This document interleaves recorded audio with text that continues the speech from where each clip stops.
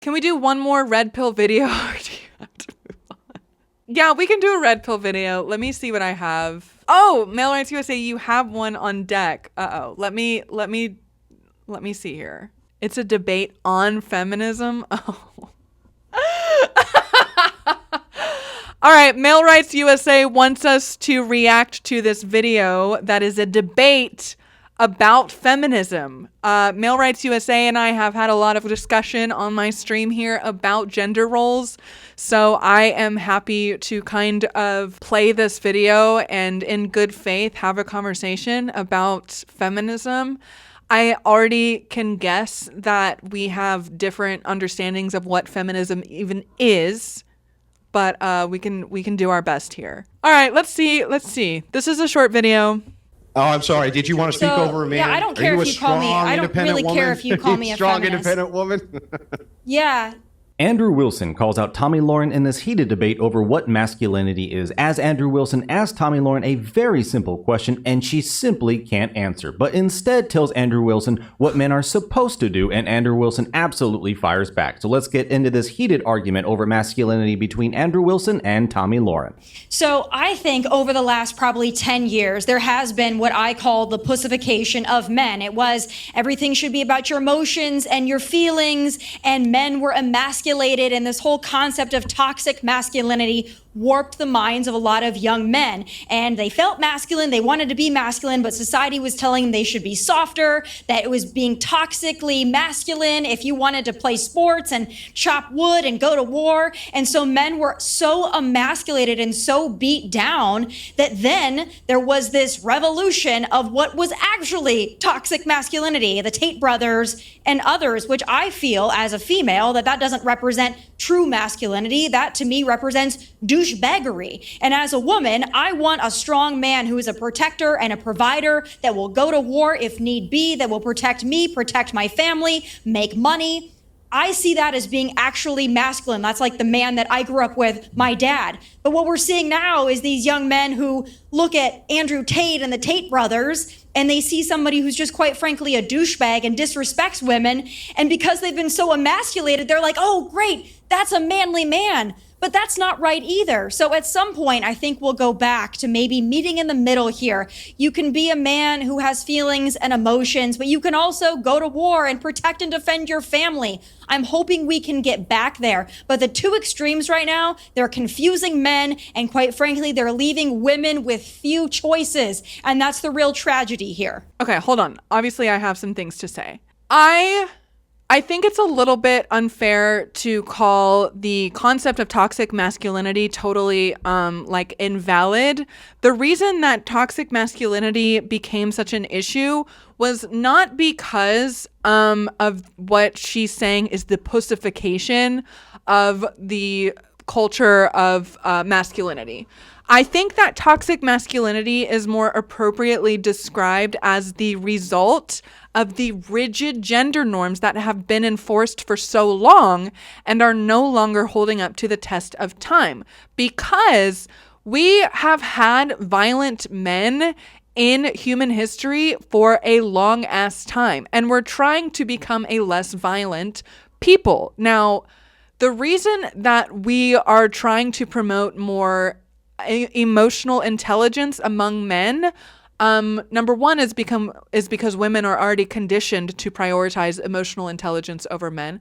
But number two, because, okay, when we have feminism, okay, let's even like take a step back from feminism for a second.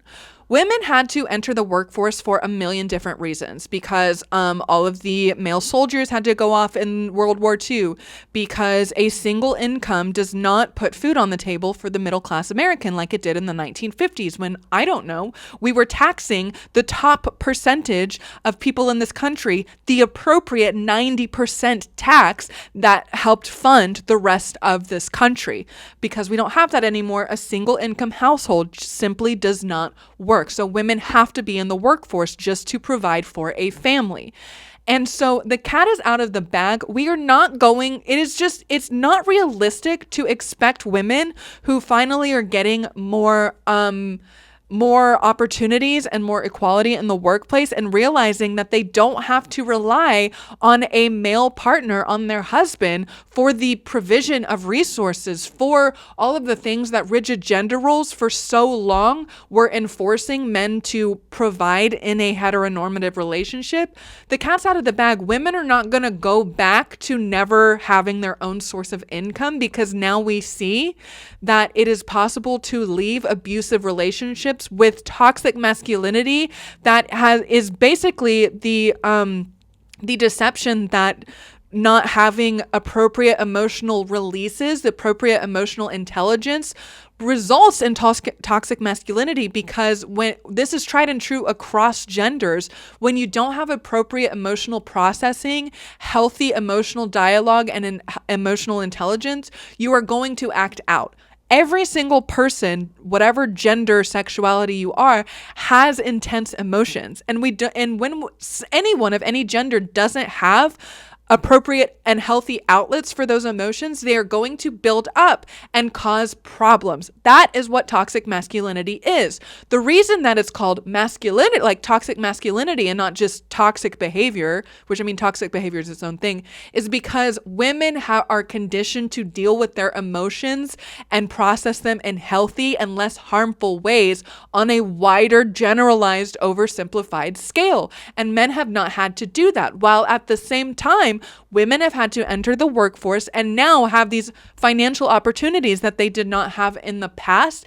And because women who are conditioned to have the emotional intelligence of a goddess damn adult, they have this emotional intelligence and they have the ability to emotionally connect with their community.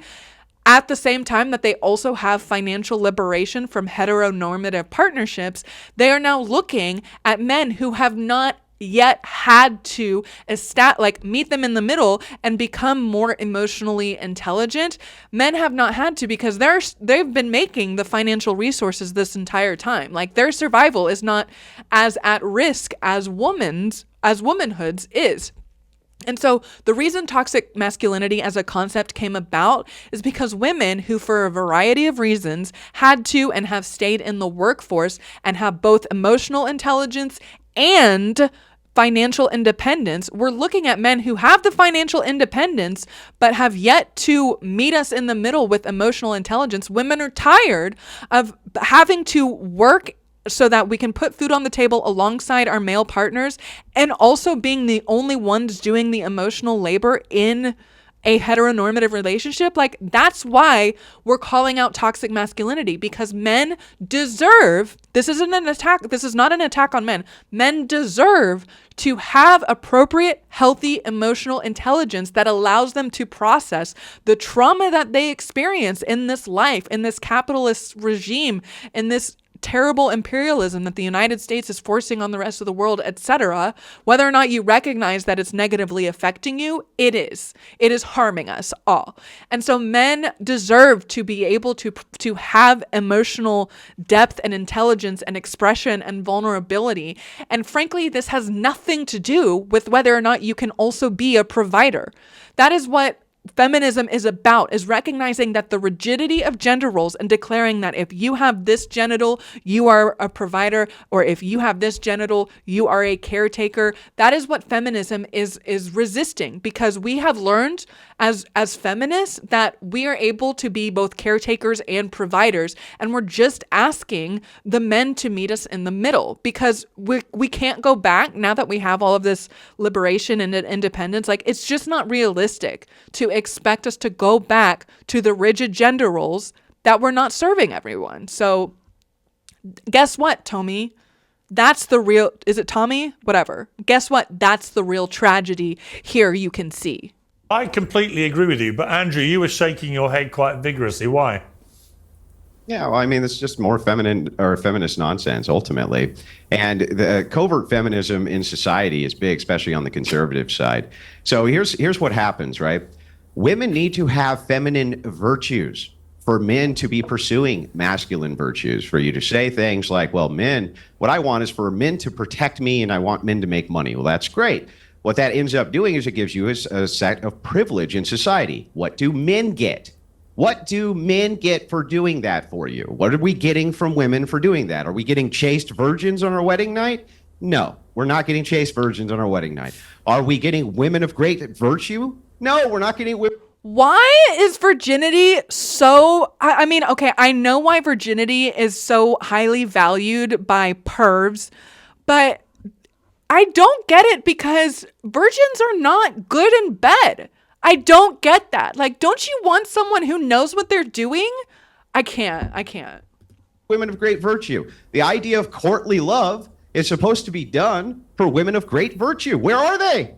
Well, they're nowhere. And so in modernity, in society, when female conservative influencers say this, it's actually a form of covert feminism. They're saying, I want privilege in society, right? But what is it women are giving to men to get it? What are they giving them?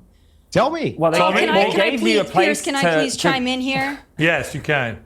And then James can, and then I'll come to you, Sean. No, I would love to. I love this whole thing of like, if you're a female conservative and you don't believe that men should be douchebags, that all of a sudden you're a covert feminist. Call me a feminist. I really don't give one crap one way or another, but I can tell you this. A lot of these men, these podcast hosts on the right that like to think of themselves as these big masculine men, and what am I getting out of it? I can tell you this. There's that feminism. All right, I believe I'm a woman of virtue, coming right? out. Okay, disagreeing with you does not equate to covert feminism. This guy can't handle any kind. What's his name? Andrew. He can't handle any kind of challenge. Frankly, I pity him because he is clearly not confident in what he would call his masculinity and what I would call toxic masculinity. Honestly, this is embarrassing for him. He's literally like, look, he can't even take anything she's saying seriously. That's so frustrating. Yeah, As you can see, folks, Andrew Wilson asked a very simple question. What do we get? What do we get for getting into all this? And Tomi Lahren can't answer it. It's always about what I want, what we want. You know, we want this, we want that. But what do we get? It's a very simple question that Andrew Wilson continually asks a lot of women. And you can let me know in the comments, folks. I've never thought of Tomi Lahren as a feminine woman. Like, she's always been more... Because she's outspoken, because she has opinions. Oh, this is pissing me off. That boss girl, you know, that independent... Not that I agree with everything she says, but I'm getting mad. woman. So I totally agree with Andrew Wilson that, yeah, she could very well be, like, she says she's on the right, conservative, but she doesn't, she talks the talk, but she don't really walk the walk. And for a simple question like that, and now she wants to tell Andrew Wilson, like, when men should be, you know, like, oh my God, how dare you ask for something in return? How dare you expect something? Like, that right there, that's shaming men. That's shaming men. And you only get that from independent boss girls, you know what? She's not shaming men at all. All she said was Andrew Tate was a douchebag. And that means that she's shaming men for calling out bad behavior? Gosh, this is, honey, Male Rights USA, I am not a fan of this. This is really disheartening is what it is. If that was your goal, then congratulations. To live their own lives and all that. But no, like, men absolutely, like, we need something in return. You want us to be protect, provide, all that. But okay, and that is that goes back to what I was saying. Like, that's where I disagree with her here, because I don't think it is fair I don't think it's accurate to talk about the traditional exchange of protection for caregiving, or another, like, more crude way to put that, the exchange of resources for intimacy, which is, again, you know, that's like the oldest profession, right? That has been the foundation of heteronormative relationships for time immemorial. But because all of these changes are happening, and now that they've happened, we cannot turn back the clock. We are all kind of learning together what this new dynamic between a heteronormative couple is going to look like. So in that sense, I don't think it's really fair to do the whole I expect protection and provision and for someone to be the sole breadwinner from my personal, like, male partner. And in the same vein, I refuse to be the only one doing the emotional labor of the relationship and having the emotional intelligence that I bring to the table. Like, that is what equality is about, is to stop forcing the rigidity of this person does this and this person does this into every single dynamic. Like, in some dynamics, maybe that really is the best way. But if you're talking about what you want us to provide in return, like this narrator is asking, it's like, I literally want you to be my equal. That's it. That's it. I know that she is asking for like a protector and a provider. I'm not asking for someone to go to war. I don't like war. Like, I'm not asking for someone to put all of the bread on the table. I want an equal partner. That's it. That's the answer.